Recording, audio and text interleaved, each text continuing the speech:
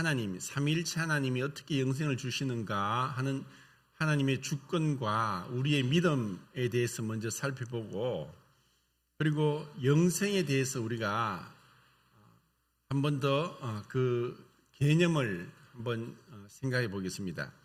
그리고 세 번째는 영생을 받은 우리가 어떻게 살아야 되는가, 정말 영생을 우리가 얻었고 또 영생을 받을 것이고 또 영생 안에 있고 하는 그런 믿음을 가지고 있는 자가 어떻게 사는 것이 합당한 삶인가 하는 것을 생각해 보겠습니다. 우선은 그 17장 2절 3절을 같이 읽고 교제하겠습니다. 2절 3절 시작.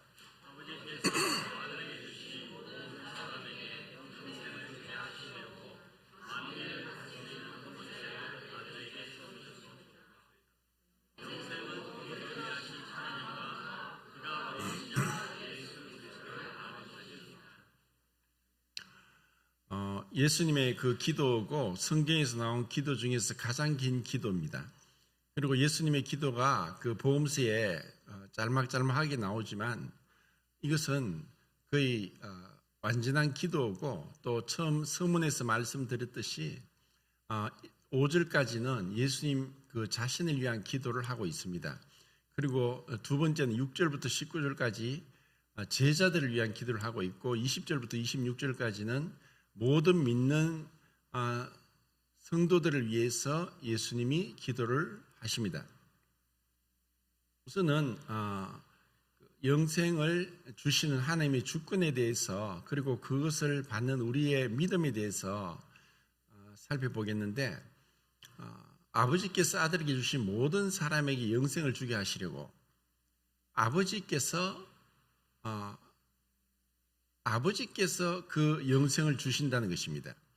그런데 우리는 그 앞에서 10장에서 볼 때 10장 28절에 예수님께서 말씀하십니다. 내가 너희에게 영생을 주노니 영원히 멸망치 아니할 터이요 또 저희를 내 손에서 빼앗을 자가 없느니라. 영생을 주시는 분은 아버지시기도 하시고 또 예수님이시기도 하십니다. 그분께서 직접 주신다고 말씀하시는데, 왜냐하면 삼위일체 하나님이기 때문입니다. 그리고 요한복음 3장에 보면은 예수님께서 또 니고데모에게 내가 진실로 진실로 너희에게 이르노니 사람이 물과 성령으로 나지 아니하면 하나님 나라에 들어갈 수 없느니라 라고 말씀하시면서, 물과 성령으로 나야만 하나님 나라에 들어갈 수 있다는 것이고, 그것은 마치 바람이 임의로 불며 어디서 와서 어디로 부는지 알지 못하는 것 같이 성령으로 난 자도 이와 같다. 마치 바람을 우리 사람이 우리의 인력으로, 우리의 어떤 과학 기술로서 바람을 조절할 수 없습니다. 바람이 부는 바람을 남풍이 불든 북풍이 불든 동남풍이 불든 그 부는 것을 우리는 맞이할 뿐이지 바람을 방향을 바꿀 수 있다 할 수는 없습니다. 다만 바람의 힘을 통해서 풍력 발전소를 만들어서 전기를 일으킬 수는 있겠지만, 바람이 그렇게 풍력 발전소를 많은 그 돈과 기술로 산을 나무를 다 깎고 그렇게 산 위에다가 풍력 발전기를 어마어마하게 큰 날개 하나의 길이가 몇십 미터 되는 그런 거를 설치한다고 하더라도 바람이 불지 않으면 무용지물입니다. 그것처럼 성령도 하나님이시고 그분의 주권에 하에서 우리에게 이 놀라운 것들이 주어지는 것입니다. 그래서 이 영생은 성부, 성자, 성령 삼위일체 하나님의 주권에 의해서 주어진다고 분명히 말씀했습니다. 그런데 또 6장 44절에 보면은 아버지께서 내게 이끌지 아니하면 아무도 내게 올 수 없느니라 라고 말씀하셨습니다. 우리는 생각할 때 영생을 그러면은 아버지께서 이끌지 않으면 아무도 예수님께 갈 수 없다, 전적으로 하나님의 주권에 달려있다는 것을 말씀하고 있습니다. 그런데 성경에서는 그런 하나님의 주권을 말씀하지만 또 동일하게 우리의 믿음과 책임에 대해서도 말씀합니다. 그것이 5장 39절 40절입니다. 성경을 찾아보면 좋겠지만 찾다 보면 시간이 많이 걸릴 것 같고 또 뭐 뒤쪽에 또 바쁘게 지나갈 것 같아서 우선 제가 말씀을 하는 것을 또 아시겠지만은 또 어디 적어 두시든가 찾아보시든가 하시면 좋겠습니다. 예수님이 이제 유대인들에게 너희가 영생을 얻기 위하여 성경을 상고하거니와 이 성경이 곧 내게 대하여 증거하는 것이다. 그러나 너희가 영생을 얻기 위해 내게로 오지 않는다. 그들이 영생을 얻기 위해 성경을 읽긴 읽지만 성경은 곧 예수 그리스도에 대해 증거하는 것입니다. 그런데 그들이 예수님께 오지 않는다는 거예요. 그러면 그들이 영생을 얻기 위해서 성경을 읽는데도 불구하고 영생을 얻지 못하는 것은 예수님께 오지 않기 때문입니다. 그래서 그 책임은 누구에게 있습니까? 우리 인간들에게 있다는 것입니다.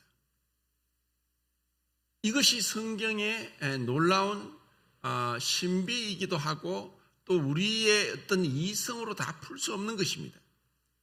그것을 또 우리는 사도행전에서 볼 수 있습니다. 한번 사도행전을 보겠습니다. 사도행전 13장입니다.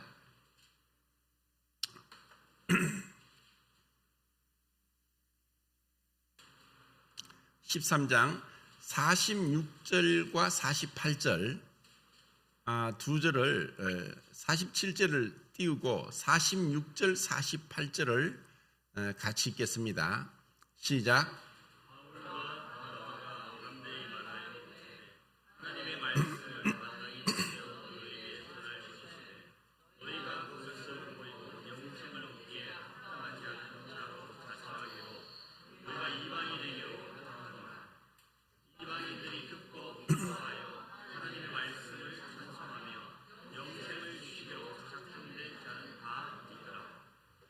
이제 바울과 바나가 복음을 유대인들에게 전했는데 그들이 이것을 거절하는 거예요. 우리는 생각할 때 유대인들은 하나님의 선택된 백성이고 또 이스라엘을 통해서 하나님은 기적을 베푸시고 능력을 행하시고 또 율법을 주시고 십계명을 주시고 또 성막 제도를 통해서 예배를 드리게 하셨어요. 그리고 이스라엘 역사를 통해서 이미 하나님께서 도우시고 간섭하시고 은혜를 주시지 않았다면 벌써 지구상에서 멸망받았어야 될 그 조그만 나라, 그 강대국들에 둘러싸여서, 그러니까 성경에 보면은 그 강대국들이 애굽이라는 큰 나라가 있었고 또 아수르라는 세계사에서 잔인무도한 그런 아시리아 민족이 있었고 또 그 아수르를 무너뜨린 바벨론, 어마어마한 영토를 유럽 거의를 전체를 차지한 바벨론이라는 나라가 있었고 또 그 바벨론을 무너뜨린 메데바사, 메디아와 페르시아가 있었고 또 메디아 페르시아를 무너뜨린 로마가 있었어요. 그러니까 그 강대국들 사이에서 그 자그마한 우리나라 경상도 넓이밖에 안 되는 그 작은 나라, 정말 인구가 얼마죠? 1000만이 됩니까? 뭐 그 정도밖에 안 되는, 그 당시에는 더 적었겠죠. 그러니까 그런 나라가 이미 멸망받았어야 되는데 하나님께서 선택하셨고 그들을 지켜주셨어요. 그런데도 그들에게 이 복음이 전해졌을 때 믿지 않았습니다. 그들이 스스로 영생을 얻기에 합당한 자로 자처하지 않음으로 인해서 바울과 바나바는 그래, 너희들이 이 복음을 받아들이지 않으니까 우리는 이방인에게 가겠다라고 했습니다. 그래서 그들이 영생을 얻지 못한 것은 그들이 믿지 않았기 때문이란 것입니다. 그런데 48절에서는 하나님께서 영생을 얻기로 작정된 자는 다 믿더라라고 하시는 거예요. 그 하나님의 작정에 의해서, 예정과 선택에 의해서 영생을 얻게 된다는 것입니다. 우리는 여기서 하나님 편에서 볼 때 우리는 시간에 종속되어 있고 또 우리는 많은 지식의 한계, 또 공간의 한계, 또 시간의 한계에 사로잡혀 있지만 하나님은 그 모든 걸 초월해 계십니다. 그러면서도 하나님의 주권은 우리의 인간의 자유의지를 침해하지 않으면서 그분의 작정된 뜻을 성취해 나가시는 것이 그분의 전능하심입니다. 우리가 다 이해를 못할지라도 분명한 것은 우리가 고백할 수 있는 그것입니다. 왜 주님 나를 택하셨습니까? 내가 무엇이 안돼? 하나님은 로마서 5장에서 우리가 아직 연약하고 경건치 아니할 때, 우리가 아직 죄인 되었을 때, 우리가 원수 되었을 때 그 아들의 죽으심으로 우리와 화목하게 하시고 우리를 어렵다 하시고 우리에게 놀라운 구원을 선물로 주셨다라고 하시는 것입니다. 그것은 전적으로 우리의 어떠함이 아니라는 것입니다. 다만 우리가 그 놀라운 하나님의 그 말씀을 듣고 이것을 믿을 수 있도록 하셨다는 것인데, 또 이것을 성경적으로 볼 때 믿음도 하나님의 선물이라고 하시는 것입니다. 우리가 살아가는 그 자체가 그렇습니다. 우리가 태어나서 지금까지 자라는 그 모든 것에서도 하나님의 은혜가 넘친 것입니다. 하나님의 은혜가 아니라면 누가 감히 그렇게 살 수 있겠습니까? 자, 여기서 하나님의 그 주권적인 뜻 가운데서 우리가 영생을 얻게 되었다. 그리고 누군가는 동일하게 이 은혜의 말씀이 증거되지만 누군가는 믿고 누군가는 믿지 않는 것은 우리는 모릅니다. 그래서 우리는 말씀대로 모든 족속에게 모든 백성과 나라를 향해서 복음을 전해야 됩니다. 우리가 그걸 어떻게 합니까? 바울과 바나바도 복음을 처음에는 어딜 가든지, 사실 그 바울의 선교 사역은 첫 번째가 그 지역에 가서 유대인 회당에 가는 것입니다. 그는 유대인이었습니다. 그리고 그 유대인을 향해서 같은 동족으로서 유대인들에게 복음을 전하는, 어쩌면 팔이 안으로 굽고 자기의 민족에게 복음을 전하는 것이 그의 첫 번째 사명이었죠. 그래서 어디를 가든가 유대인에게 복음을 전했지만, 그런데도 공교롭게도 그 유대인들이 오히려 복음을 대적하고 바울을 박해하면서 죽이려고 달려드는 거예요. 그러니까 바울은 이제 너희들이 이것을 거절하니까 발에 먼지를 털면서 돌아서서 이방인에게 복음을 전하기 시작했던 겁니다. 그런데 이방인들은, 사실 우리도 이방인입니다. 그 전에 이 예수 그리스도께서 오시기 전까지는 우리는 암흑 가운데 있었습니다. 우리는 무지하게 온갖 종교를 믿었습니다. 오늘이 초파일입니다. 우리의 조상들은 그런 나무로 만든 부처, 돌로 만든 부처, 금을 입힌 부처 앞에 비나이다 비나이다고 빌었습니다. 우리 인간은 잠시 살지만 영원을 사모하는 마음을 주셨고, 영원한 영생을 가든 영벌 가든, 마태복음 25장 46절에 의인은 영생에 악에는 영벌에 처하리라. 이것은 명확하게 영생 아니면 영벌입니다. 영생을 얻지 못한 자는 영원한 벌, 지옥에 가는 것입니다. 그런데 우리가 이 복음을 듣기 전에는 무지한 가운데, 어두운 가운데, 미련한 가운데 뭐가 뭔지 모르며 살아왔었습니다.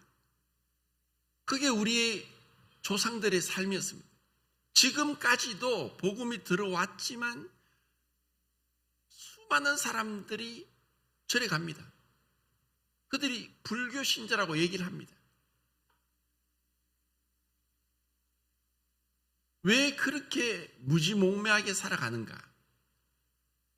복음을 듣고서도 거절하기도 하지만 듣기를 아예 거절하는 사람도 있고 아예 마음문을 닫아서 나는 다른 종교를 믿습니다 하고 기독교를 처음부터 거절하는 사람도 있습니다. 그리고 우리 가운데도 그렇습니다. 아버지는 믿는데 어머니는 안 믿고 어머니는 믿는데 아버지는 안 믿는 가정도 있습니다. 부모는 믿는데 자녀는 믿지 않고 자녀는 믿는데 부모는 믿지 않는 그런 가정도 있습니다. 왜 그렇습니까? 우리는 알지 못하지만 그것에 대한 책임은 그들 자신에게 있습니다. 다만 우리가 고백할 수 있는 것은 주님, 나와 내 집이 무엇이 간데 이와 같은 은혜를 주셨습니까? 우리 믿는 사람이 어떤 부분에서 세상에서 그렇게 내세울만 하지도 못하고 학벌도 좋지 못하고 재력도 없고 또 명예도 권력도 없고 사실 별 볼 일 없는 그러한 자들인데 하나님의 은혜가 임했다는 거예요. 그리고 왠지 모르게 왜 성령을 내게 주셔서 내 마음을 감동해서 믿게 하시는지, 그리고 그 믿음 안에서 내가 이제 영생을 얻었구나 하는 그 마음을 갖게 하는지, 그것을 우리는 알 수 없습니다. 다만 주님 감사합니다. 이 감당치 못할 이 은혜를 주신 것 감사합니다 라고 우리는 고백하는 것입니다. 그래서 우리는 모여서 예배드리고 그리고 그 주님을 생각하고 그 말씀을 공부하면서 그러면 영생이 무엇인가? 우리가 잘못 생각하는 것은 영생은 영원한 생명의 준말이죠. 그리고 영생, 영원한 생명이란 이 말씀이 사복음서에서 마태, 마가, 누가에는 진짜 몇 번 안 나와요. 찾아보니까. 근데 요한복음에는 20번 나오던가. 그러니까 너무나 차이가 나는 거예요. 그럼 왜 똑같은 복음서인데 요한복음에서는 이렇게까지 이 영생, 영원한 생명, 요한복음 3장 15절부터 시작해서 지금 17장 3절까지 거의 20번을 언급을 하고 있다는 거예요. 그럼 그 영생은 무엇인가? 단순히 우리가 생각하기를 영원히 산다, 내가 죽지 않고 이제 영원히 사는 그 생명을 얻었다 라고 생각하면, 그렇게 시간적인 관념으로 생각하면 그것은 아니란 겁니다. 영생은, 영원한 생명은 단순히 시간적으로 끝도 없는 그런 영원한 것을 얘기하는 것이 아니라는 것을 우리가 알아야 됩니다. 그럼 영생이 무엇입니까? 그것이 이제 17장 3절에 나옵니다. 영생은 곧 유일하신 참 하나님과 그가 보내신 자 예수 그리스도를 아는 것이다. 여기서 예수님 자신을 예수 그리스도라고 말씀하십니다.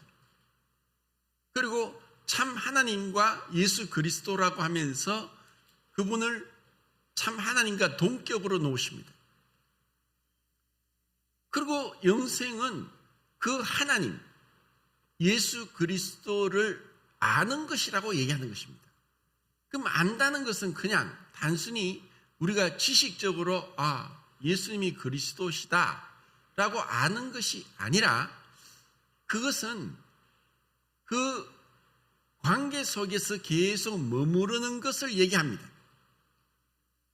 이것을 요한일서 5장 20절에 보면은 그 영생, 우리에게 지각을 주사 참된 자를 알게 하신 것과 우리가 그분 안에 있는 것과 곧 그 참된 자 하나님을 알게 하셨는데, 그 분은 예수 그리스도는 하나님이고 영생이시다. 그래서 영생은 곧 하나님이라는 거예요. 그러니까 그 영생은 하나님을 아는 것이고, 요한일서 5장 20절에서는 영생은 곧 하나님이라는 거예요. 그 하나님을 아는 것이고 그분과의 관계 속에서 계속 머무르는 것을 얘기합니다. 왜냐하면 그분은 영원하신 분입니다. 히브리서 7장에 보면은 멜기세덱을 언급하면서 그는 의의 왕이고 살렘 왕이고 평강의 왕인데 아비도 없고 어미도 없고 족보도 없고, 아비도 없고 어미도 없고 족보도 없다. 그 그리스도에 대한 완벽한 예표고 그림자인 그 멜기세덱을 통해서 그분이 영원한 전부터, 그래서 요한복음 17장에서도 또 그렇게 얘기합니다. 자, 그러면은 그 영생을 하나님이 우리에게 주시길 원하셔서 아버지께서 그 아들을 통해서 원하는 자에게 다 주시기를 원하셨는데, 그 하나님이 영생을 주셨다는 것과 요한복음 17장에서 또 하나님이 우리에게 주시는 것이 있다는 것을 한번 찾아보겠습니다. 자, 17장 돌아가서 요한복음 17장 8절입니다. 8절. 17장 8절. 시작.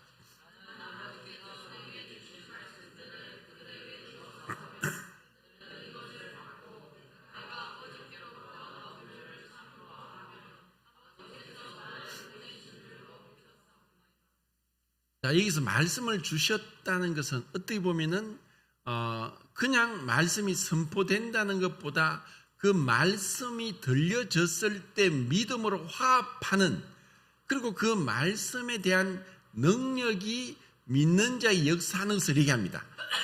마치 예를 들어서 11장에서 나사로가 죽어서 4일이나 되어서 썩어서 냄새가 나고 진물이 흘러내려요. 그런데 예수님이 그 돌 무덤 앞에서 죽어서 4일이나 지나서 썩은 냄새가 나는 나사로를 향해서 나사로에 나오너라, 나사로에 나오너라 라고 했는데 그 예수님 말씀을 듣고 나사로가 나오는 거예요.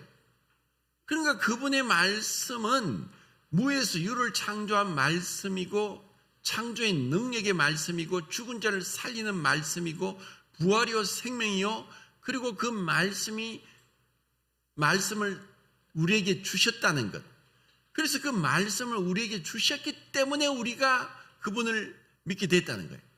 그것이 이제 14절에도 또 우리에게 말씀을 주셨다는 거예요.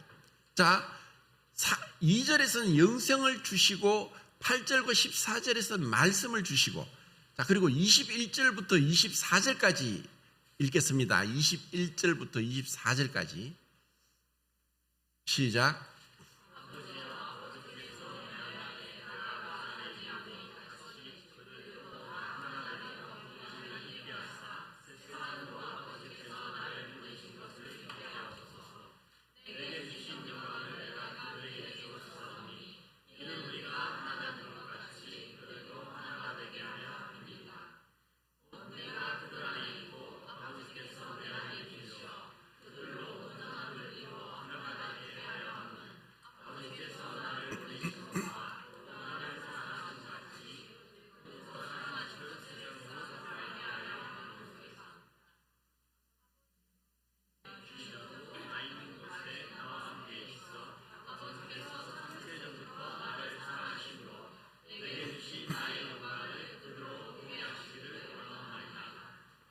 자, 요한복음 3장 16절 할 때 사랑에 대한 정의를 말씀드렸죠. 하나님이 세상을 이처럼 사랑하사 독생자를 주셨으니 이는 저를 믿는 자마다 멸망하지 않고 영생을 얻게 하려 하심이라. 그래서 사랑이란 주는 거라고 했죠. 그래서 사랑을 어떻게 측정하느냐 하면은 그 사랑하는 대상을 위해서 무엇을 주느냐로 그 사랑을 측정할 수 있는 거예요. 그런데 하나님은 세상을 이처럼 사랑하셔서 주셨는데 무엇을 주셨느냐? 독생자를 죽는 데까지 내어주신 거예요. 그 사랑을 주신 거예요. 그러니까 하나님의 사랑보다 큰 것이 없어요. 가장 귀한 것을 우리에게 주신 거죠. 자, 그런 독생자를 주신 그 사랑으로 이제 예수님이 기도를 하시는 거예요.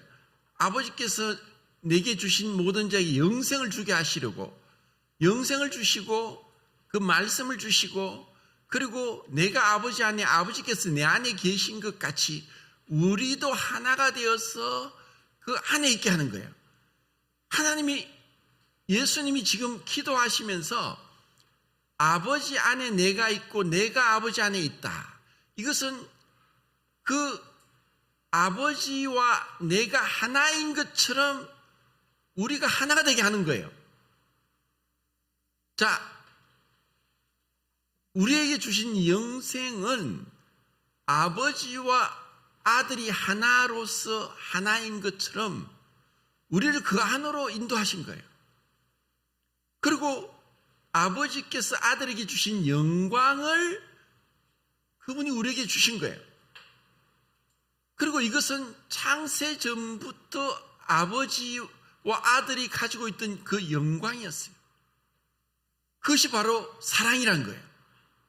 그 사랑. 그래서 영생은 그 아버지와 아들의 영원한 하나됨으로 사랑하는 그 친밀하고 거룩하고 숭고하고 완전하고 조금도 부족함이 없고 그 에너지가 넘치는 다이내믹하고 마치 이 끊임없이 지치지 않게 춤을 추는 그 희락, 그 기쁨 가운데서의 서로의 존중과 그 서로를 향한 그 애정과 그 말할 수 없는 그 깊이 있는 그 희락 가운데로 우리를 초청한 것이에요. 이것이 영생이에요. 단순히 우리가 영원히 산다는 것이 아니라, 그리고 그 영생, 그 아이오니오스 조에 또는 조의 아이오니오스라고 그 헬라어로 부르는 그것은 시작도 끝도 없는 생명, 그것은 바로 하나님의 생명, 그 하나님의 생명을 우리에게 주셨다는 거예요. 그것을 기뻐하셨어요. 디도스 1장 2절에 거짓이 없으신 하나님이 처음부터 우리에게 약속한 것이 영생이라고 했어요. 그래서 3절에 하나님이 전도의 이 때가 참에 전도를 통해서 자기의 그 영생을 주시는 것을 나타내신다고 했어요.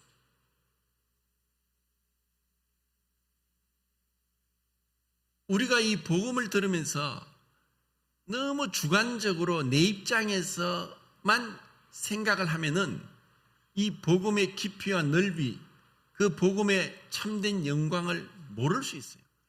그 복음의 가치를 모르면 우리의 삶도 희미해지는 거예요. 세상 사람과 다를 바 없어요.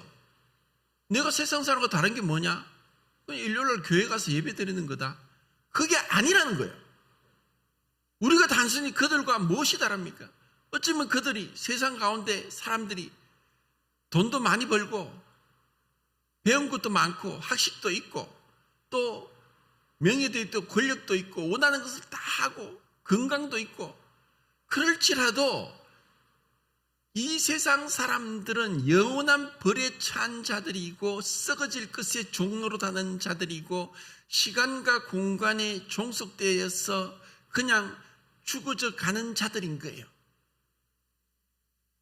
그들에게 소망이 없어요. 불쌍한 사람들이. 우리가 그들을 어떤 눈으로 바라봅니까? 그냥 세상적인 기준으로 저 사람은 돈이 많고 난 돈이 없다. 그게 아니라는 거예요. 정말 주님이 원하시는 것은 아버지가 내 안에, 내 안에 아버지가, 내가 아버지 안에 우리가 하나가 된 것 같이 우리를 그 안으로 초대한 거예요. 그리고 그 피조되지 않은, 창조되지 않은 영원한 생명, 태초부터 계신 시작도 끝도 없는 그 하나님 자신의 생명을 우리에게 주신 거예요. 먼저는 독생자 예수님을 주셨죠. 그리고 그 독생자 예수님이 이제 우리에게 말씀을 주시고 그분 안으로 우리를 삼위일체 하나님을 초대하셨죠. 그리고 그분과 하나 되게 하셨고 그분의 영광을 주셨죠. 그리고 그분의 사랑 안에서 참된 안식과 평강과 기쁨과 감사가 넘치게 하신 거예요. 이게 영생이란 거예요. 그리고 이것을 로마서 6장 22절에서는 그러므로 이제 너희가 죄에게서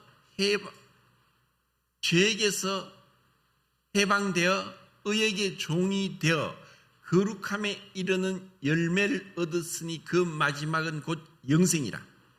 죄의 삭은 사망이요 하나님의 은사는 그리스도 예수 우리 주 안에 있는 영생이니라. 6장 22절 23절. 우리가 이전에는 죄의 종이었어요.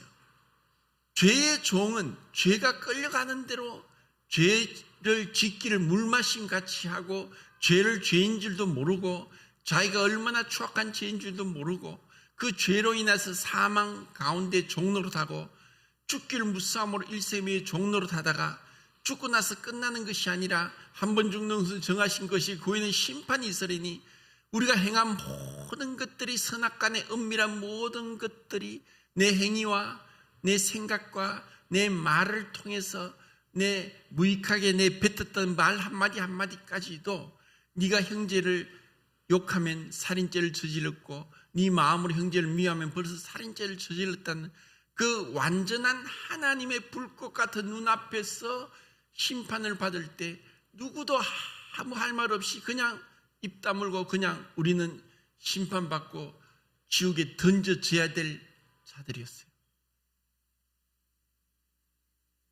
그런 자들에게 우리를 불러내신 거예요. 그래서 우리는 의의 종이 되게 하셨어요. 그리고 거룩함에 이르게 하는 열매를 얻게 되었는데, 그러면 우리를 부르신 그분의 목적은 거룩함이에요. 하나님이 거룩하니까 내가 거룩하니 너희도 거룩할지어다. 이것은 레위기와 베드로전서의 신약과 구약에 동등하게 나오는 말씀이에요. 그것은 구약의 이스라엘 백성을 구원한 목적도 거룩함이고 신약의 그리스도인을 구원한 목적도 거룩함이에요. 그 거룩함에 이르는 열매가 영생이라는 거예요. 그러니까 우리가 거룩함을 받은 영생을 얻은 자로서는 결국 거룩하게 살아간다는 것, 그것은 세상과 분리되는 거예요. 세상과 분리되면서 그 아버지 안에 또 아들이 계시고 아들 안에 아버지가 계셔서 하나인 것처럼 그 아버지와 아들의 그 영원한 하나됨, 영원한 친밀함, 영원한 사랑, 영원한 존경, 영원한 그 희락 안으로 우리가 초대받아 온 거예요. 그래서 우리는 이 세상과 짝하지 않고 짝할 수 없고 이 세상을 정말 헌신짝 보듯이 단호하게 내칠 수 있고 어떠한 것에도 우리의 마음이 흔들릴 수도 없고 흔들리지도 않는 거예요. 그런데 때로는 우리가 이러한 영생을 얻은 자, 이 영생의 참된 의미를 모르게 될 때 마치 구원받았지만 구원받지 않은 사람처럼, 마치 소돔 성의 성문에 앉아있던 롯과 같이 그 육체는 편안하고 그냥 그 소돔 성에서 즐길 걸 즐기고 있지만 그 영적으로 마음은 괴로운 거예요. 마음이 상한 거예요. 그런데도 거기서 못 벗어나요. 천사가 와서 손을 잡고 나가자 하나님이 심판하신다. 하늘에서 유황불이 내려진다. 여기 있으면 죽는다. 억지로 끌고 나왔어야만 구원을 받게 되는 그 롯의 구원, 그것이 부끄러운 구원이에요. 그것은 참된 의미를 몰랐기 때문에, 그 하나님의 부르심의 목적, 그 우리를 구원하신 놀라운 그 은혜가 어떠한지를 몰랐기 때문에 그냥 롯이 그렇게 부끄러운 구원을 받은 거예요. 롯과 같은 자들이 또 많이 있을 거라고 말씀한 거예요. 우리가 구원을 받았지만 정말 내 삶에 있어서 그 영생이신 분과 교제하고 있습니까? 친밀하게 교제하고 있습니까? 그분 안에서 기뻐하고 즐거워하고 있습니까? 그렇지 못하면 우리는 주님 안에서 부끄러운 구원을 받을 수도 있다는 거예요. 이것은 단지 내의 부끄러움이 아니라 주님 앞의 부끄러움이에요. 우리가 그 주님의 거룩함과 주님이 우리에게 이렇게 광명한 길, 분명하고 확실한, 그리고 우리에게 너무나 아름답고 숭고한 이 영생이신 그분과의 교제의 자리로 우리를 초대했는데 그분과 어떻게 교제합니까? 얼마나 수시로 자주 쉼없이 정말 얼마나 내가 그분을 사모하고 그분을 가까이 하길 원하고 그분의 말씀을 읽고 생각하고 그래서 그 정말 내 꿈에서라도 그분을 만나고 그분과 동행하는 그런 꿈을 꿀 정도로 우리가 그분과 긴밀히 연합되길 원하는 거예요. 이게 주님의 뜻인 거예요.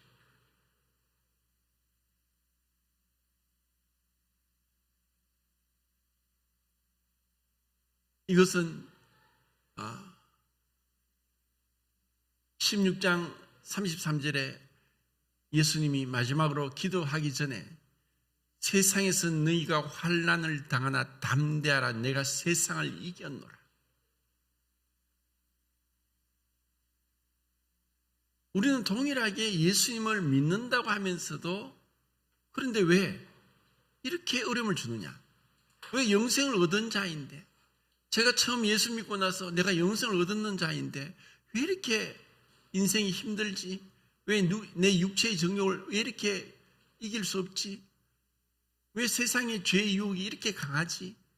이런 많은 의문들 속에서 헤매면서 엎치락뒤치락 하면서 왔었는데 이제 보니까 그분을 알면 알수록 그분 가까이 가면 갈수록 이제 더욱더 분명해지는 거예요.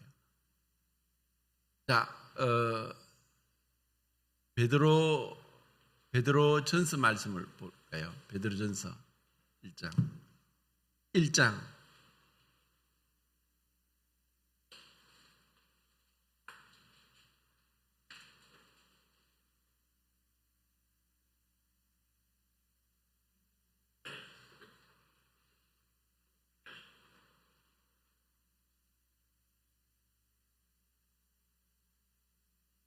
미안합니다.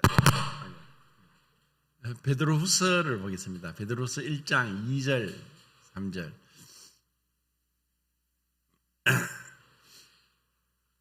베드로후서 1장 2절 3절 읽겠습니다. 시작.